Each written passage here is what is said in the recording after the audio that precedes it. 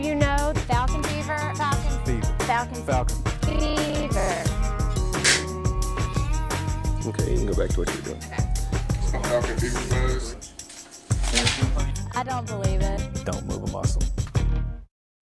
Welcome to Falcon Fever, your weekly source for all Montevallo sports coverage. I'm your host, Coach Tootsie Coast, and Dorothy Sherman is holding down the sports room today. We're going to kick off today's show with some women's hoops action, and the Lady Falcons started off the month of February getting no love as they visited Columbus State and stumbled 67-53. Carrie Parrott was 6 of 9 from the field, had 5 boards and 1 block in 25 minutes of floor time. On February 6th, the ladies team then welcomed Georgia Southwestern to Bank Trust Arena. And I don't know whose job it is, but someone forgot to check their volume knob because the women's team was all the way turned up. Here we see Carrie Parrott working the glass as she grabs the offensive rebound and downs it for 2. Next, we see number 33, Tierran Young, collecting some property taxes because, as we all know, she owns the paint. Montevallo's D was stingy all night, and that helped lead them to a 70-53 victory. One of the Lady Falcons' top performers in the game was 5'11" junior Kristen Siegenthaler. Kristen finished the game 7-11 from the floor, hit 4 3-pointers, and shot 100% from the charity stripe. The ladies' next game is February 11th at USC Aiken, and then they travel to Augusta State on the 13th. On February 3rd, the men's team faced Columbus State and was able to remain unbeaten on the road. The Falcons were led by North Carolina native Freddie Little as he put 24 on the stat sheet, including 6 from behind the arc. Mark Plaza finished as the game's assist leader with 11 dimes, and performances from Cecil Coleman and Gerald January also helped seal the 92-86 victory. The Falcons then went back to work against Georgia Southwestern on February 6th. Starting things off, we see Freddie Little explaining that if you're not going to guard him, then he's going to make you pay for it, as he drains 1 for 3. Next, we see Mark Plaza getting one of his 9 assists as he dishes to Ryan Westbrook, who teaches the kids it's all about the follow-through, as he splashes down a tray. It's Mark Plaza again as he shows off his handles and finishes with the touch off the glass. And there's no need to adjust your TV screen. You can see him in standard definition as Freddie Little drops a bomb from the top of the key. Gerald January had 2 blocks in the game, which tied the single-season record of 45 and helped bring home the 62-58 victory. On February 11th, the men's team heads to play USC Aiken, and then the Falcons will try and keep their unbeaten road streak alive as they play second-ranked Augusta State on February 13th. Coming up after the break, we'll see what Dorothy has going on in the sports room. But first, a Falcon Fever feature you don't want to miss. Take a look at what happens when the Falcons basketball team shows off their skills.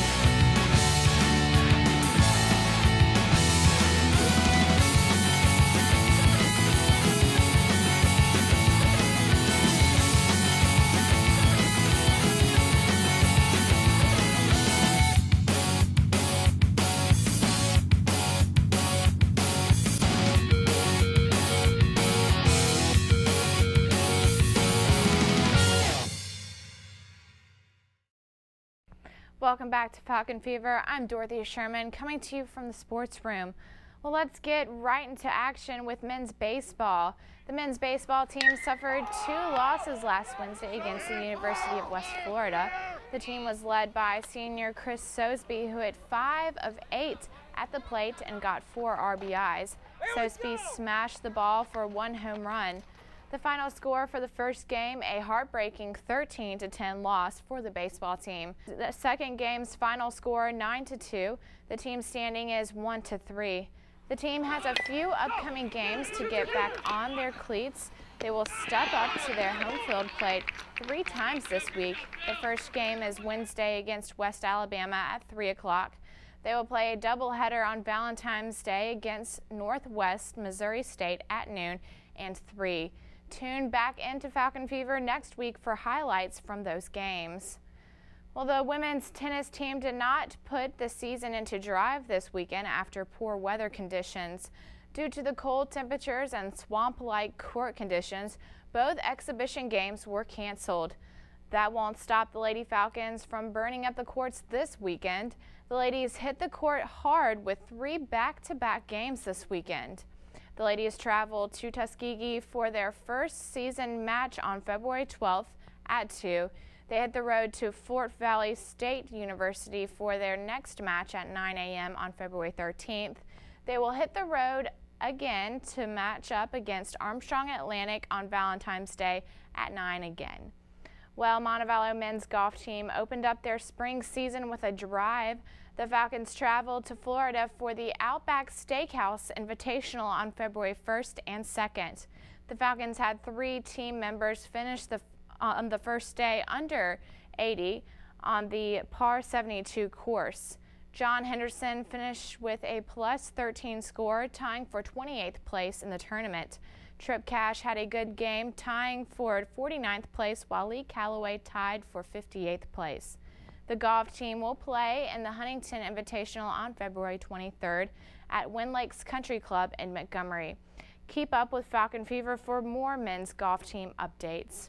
Well, this week's Falcon Fever Player of the Week stands 5'11", wearing number 3 for the women's basketball team, Kristen Sigenthala, a Tennessee native playing junior guard for the team. Kristen had a ball-in game this weekend. In the home court beatdown, she sank 4 3-pointers to hit a career high of 20 points, and that's why Sig is our Falcon Fever Player of the Week. Well, if you have any pictures of Montevallo sports on the road, please send them to masscom00@gmail.com. And to watch a replay of today's show or any other show of the past week, visit our website at montevallo.edu/MC, or just look us up on YouTube by searching Falcon Fever. Well, that's all we have for you for this week. That was Coast to Tootsie Coast. I'm Dorothy Sherman. Keep your eye on the ball till we see you again next week.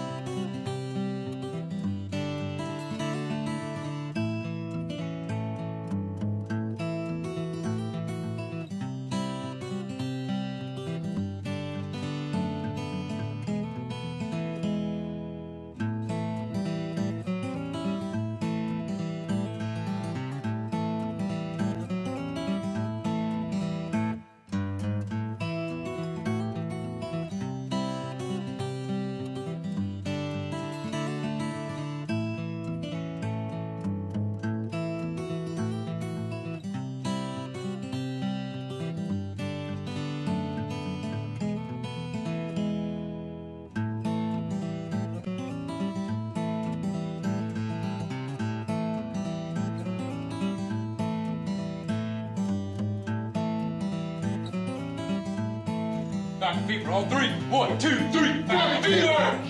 Oh, that's horrible.